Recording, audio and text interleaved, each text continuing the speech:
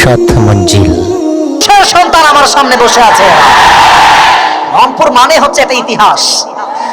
আমি এর আগে একবার রংপুরে আসলাম, বুড়ির হাট না কোথায়, আমি দেখেছি যুবকদের যে ভালোবাসা এ টাকা দিয়ে কিনে পাওয়া যায় না, ঠিক কিনা বলো যুবকরা?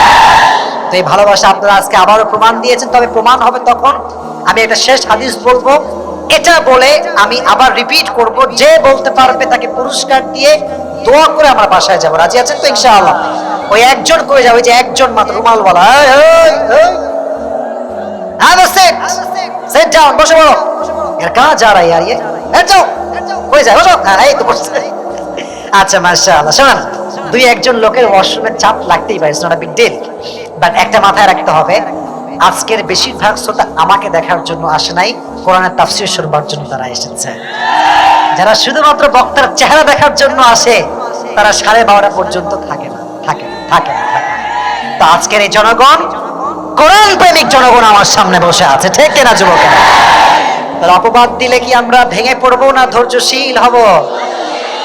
তোমাকে তোমার বন্ধু বলবে, কিরে কয়টা গার্লফ্রেন্ড তোর? বলবি ভাই না, এগুলো আছে।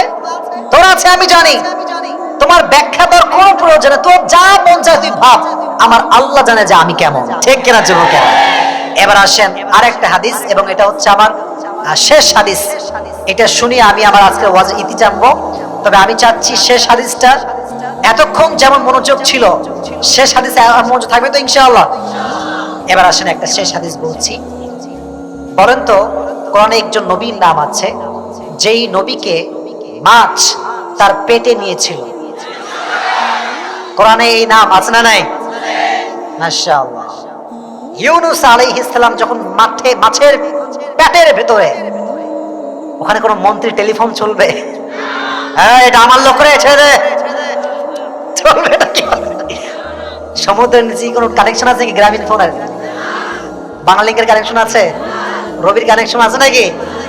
মানে কানেকশন আছে এক সপ্তাহ। তিনি কে? আল্লাহর কানেকশন আছে।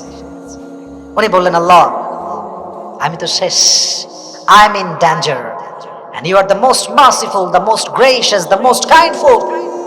আমি পড়ছি কি বলতে, তুমি তো দয়াময়, দেখো না। উনি দোয়া ইউনূস পাঠ করলেন, সবাই পড়েন লা ইলাহা, পড়েন না সবাই দোয়া ইউনূস, সবাই পড়েন লা ইলাহা ইল্লা আনতা সুবহানাকা ইন্নী কুনতু মিনাল যালিমিন। আল্লাহ রে বাঁচাও, আল্লাহ বাঁচাও, আমি শেষ, মাছের পেটে আমারে কেউ উদ্ধার করতে পারবে না। আল্লাহ বলছে, কেউ না পারলে আমি তো পারবো। মাছ দোয়া পাঠের সঙ্গে সঙ্গে ধৈর্য নিয়ে সে বসে আছে মাছের পেটে। এমন একটা বমি করেছে মাছটা জলের ভেতর থেকে, একটা বমিতে ইউনূস আলাইহিস সালাতু ওয়াস সালাম একদম মাটির উপরে এসে পড়ছে। সুবহানাল্লাহ পড়লেন না? এই যে ইউনূসকে মাছের পেট থেকে রক্ষা করেছেন ধৈর্যের কারণে একজন, তিনি কে? বলেন না, বলেন না, বলেন না। বিপদে আপদে দোয়া ইউনূস বেশি বেশি পাঠ করবেন, দেখবেন আপনার সমস্ত বিপদ আল্লাহ হালকা করে দিবে। রাজি আছেন তো ইনশাআল্লাহ?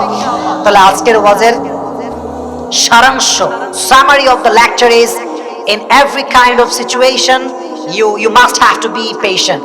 There is no alternative way of sabr. If you want to get the ultimate success in your life, then there is no alternative way of sabr. যে ধৈর্যশীল হয়েছে তার সফলতা আল্লাহর পক্ষ থেকে চূড়ান্ত হয়ে গিয়েছে, ঠিক কিনা? তো জীবনের প্রতিটা ধাপে ধাপে ধৈর্যশীল হওয়ার দরকারটা যুবকরা আব্বাজানরা আছে না ভাই? তাহলে এবার আসেন, আমি আমার ওয়াজ পুরোটা রিপিট করছি, what ever I have said before. তাকবীর দেন সবাই, লিল্লাহি তাকবীর। হাত কোথায়? লিল্লাহি তাকবীর। আল কোরআনের আলো, আল হাদিসের আলো। মাশাআল্লাহ। এবার আমাকে শুধু জবাব দিবেন, আমি যা প্রশ্ন করি, তারপরে একজন যুবককে আমি দাঁড় করাবো যে আমাকে পুরস্কার নেওয়ার জন্য সহযোগিতা করবে, তাকে পুরস্কার দেওয়ার জন্য। রাজি আছেন ইনশাআল্লাহ? আজকে আমাদের আলোচনার সেন্ট্রাল থিম বা সাবজেক্ট ম্যাটার ছিল সবর। বলেন, নাম ছিল কি? This is Arabic word. Bangla হচ্ছে ধৈর্য, ইংলিশ হচ্ছে পেশেন্স। ধৈর্যশীল হতে হবে, মাথা রাখবেন। পেশেন্ট মানে ধৈর্যশীল, আবার পেশেন্ট মানে কিন্তু রোগীও হয়। কথা ঠিক আছে না? বলবেন যে হুজুর দুইটা শব্দের অর্থ একই হচ্ছে, পেশেন্ট মানেও রোগী, পেশেন্ট মানে আবার ধৈর্যশীল। এখানে বুঝতে হবে রোগী মানে হচ্ছে ধৈর্য ছাড়া আর কোনো গতি নাই। ঠিক আছে না যুবক ভাইরা, বলো বলো। আপনার সবাই শায়েখ আহমদুল্লাহ হুজুরের নাম শুনছেন না? সেদিন তিনি বললেন যে আমি মেডিকেলে ছিলাম, আমার একটা অপারেশন হবে, তো আমি খুব টেনশন যে মনে হয় আমি আর বাঁচবই না, সব ডাক্তার আমাকে ঘিরে আছে। তো একজন নার্স আসছে, বলছে যে হুজুরের কি হয়েছে? তো আরেকজন নার্স বলছে হুজুরের এই রোগটা হয়েছে। তো বলছে কি এই রোগ? এটা কোনো রোগ হইল? এত ভয় পাচ্ছে আমার লোকটা। তো শায়েখ আব্দুল এটা শুনে এত লজ্জা পাইছে যে আমি এত ভয় পাচ্ছি, আর এ কয় কোনো রোগই না। বলছে আমাকে চিকিৎসা করে যেই পরিমাণ তারা সুস্থ করতে পারে নাই, ওই একটা কথায় আমি তার চেয়ে বেশি সুস্থ হয়ে গেছি। তার মানে কি জানেন, রোগী যে হবে তার ডিপ্রেসড হওয়া যাবে না, হতাশ হওয়া যাবে না। যত সহজে নিবেন জীবন তত সহজ হয়ে যাবে, আর যত কঠিন করবেন জীবন তত বেশি কঠিন হয়ে যাবে। ঠিক কেনা যুবকেরা? তা আমাদের আলোচনার মূল বিষয়বস্তু ছিল কি? বলেন না কেন? ছিল কি? সবর। আমি প্রথমে বলেছিলাম সবরের ক্ষেত্রে আইয়ুব আলাইহিস সালাতু ওয়াস সালামের কথা, যে তিনি রোগী ছিলেন, শরীরে পচন ধরেছিল, যখন জবান পর্যন্ত আসছিল তখন কি তিনি চুপ ছিলেন না কথা বলেছিলেন? কথা বলেছিলেন। কি বলেছিলেন? যে আল্লাহ আমি তো অসহায়, তুমি তো দয়াময়, আর দয়াময় রব কখনো বান্দাকে বিপদে ফেলতে পারে না। সুবহানাল্লাহ পড়লেন না? ওনার এই ধৈর্যের বিনিময়ে, দোয়ার বিনিময়ে তার রোগ থেকে মুক্তি দান করেছে একজন। আওয়াজ দিয়ে বলেন তো তিনি কে? সেকেন্ড বিষয় বলেছিলাম, জীবন সঙ্গী পাওয়ার ক্ষেত্রে you must have to be patient. বলেছিলাম নবীজির জীবনের ফার্স্ট ওয়াইফ যিনি ছিলেন, বামে আওয়াজ খুবই কম, নাম ছিল কি? রাদিয়াল্লাহু তাআলা আনহা। আচ্ছা বলেন তো, খাদিজা যখন স্বামী মারা যায় উনি কি নিয়ত করেছিলেন? I will never ever get married again. This is my last and final marriage. শেষ। বাট উনি ধৈর্যশীল ছিলেন। ওনার ধৈর্যের জন্য পৃথিবীর শ্রেষ্ঠ মানবকে তার স্বামী হিসেবে গ্রহণ করাই দিয়েছে একজন। তিনি কে? সর্বশেষ নবীকে আল্লাহ স্বামী হিসেবে কবুল করেছে। সুবহানাল্লাহ পড়লেন না আপনারা সবাই? তারপরে বলেছিলাম যে অভাবে ধৈর্যশীল হওয়া দরকারটা যুবক ভাইরা আছে না নাই? নবীজির মেয়ের নাম ছিল কি? তার দুই সন্তানের নাম ছিল কি? তাদের বাবার নাম ছিল কি? একদিন অভাব আসলো, ফাতেমা রাদিয়াল্লাহু তাআলা আনহা বলেন, নবী হে আতিনি শাইআন, give me something, we don't have any kind of food, কিছু নাই, দেন কিছু। নবীজি বললেন 5টা বকরি আছে। আপনারা বলেন না 5টা বকরি আছে? 5টা। তো ফাতেমা বললেন যে আব্বা দোয়া লাগবে না, বকরি দেন। কি বলেছিলেন বলেন না কেন?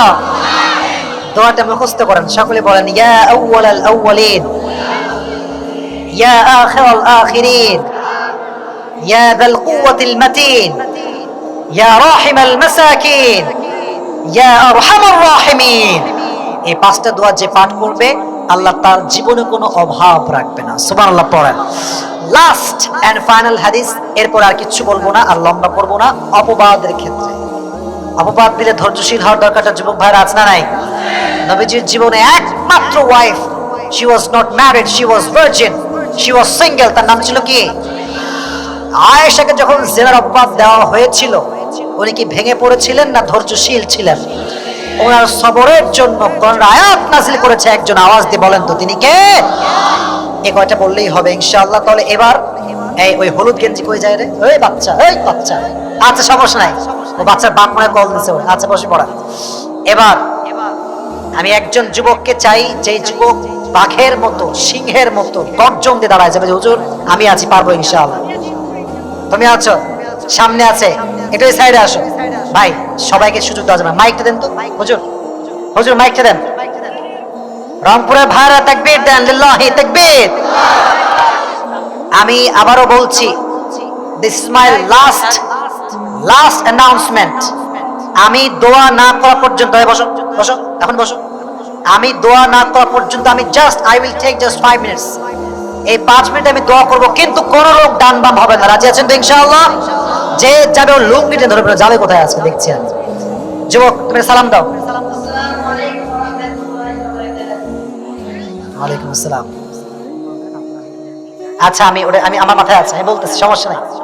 আচ্ছা শোনেন, যারা প্রথমে আসছে, আচ্ছা প্রতিনিধি আসছে, আমাদের এই মাহফিলে যেহেতু দানের কথাই বলেছিলাম, যেহেতু আমি কালেকশন করি না, এটা ওনারা খুব ভালো করে জানেন, বাট যেহেতু কিছু লোক আছেন যারা আমাদের হাতে দিতে চাইলে খুশি হয় দিলে আর কি। তো যারা আছেন, কি নাম কি বলতে হবে নাকি ওনারা এখানে আছেন? যারা আছেন আমাকে দিতে পারেন, যে 5,000 10,000 টাকা দিবেন এমন যদি মান্যগণ্য ব্যক্তি থাকেন, আল্লাহর ওয়াস্তে হাত তোলেন ইনশাআল্লাহ। শরীফ ভাই অলরেডি 2,000 দিয়েছে, কই 2,000 টাকা কই? শরীফ ভাইয়ের 2,000 টাকা কম হয়ে গেছে। যাই হোক, যা দিয়েছে আল্লাহ এই দানকে কবুল করুন, সকলে পড়া আমিন। ওনার সন্তান হাফেজ হয়েছে, ওনার সন্তানকে আল্লাহ আলেম হিসেবে কবুল করুন, সকলে পড়লেন না আমিন। ওনার আব্বা প্রায় অনেক অসুস্থ, আল্লাহ যেন পরিপূর্ণ নেক হায়াত দান করে, পড়া আমিন।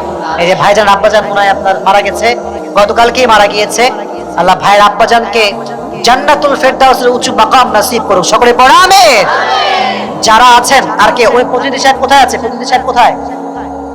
তো উনি যদি দেন আমাকে বলেন না যে আমি এত দিব, 10,000 20,000, আমি নাম বলে দেবো, সমস্যা নাই, আমি নামও বলবো, দোয়া করব।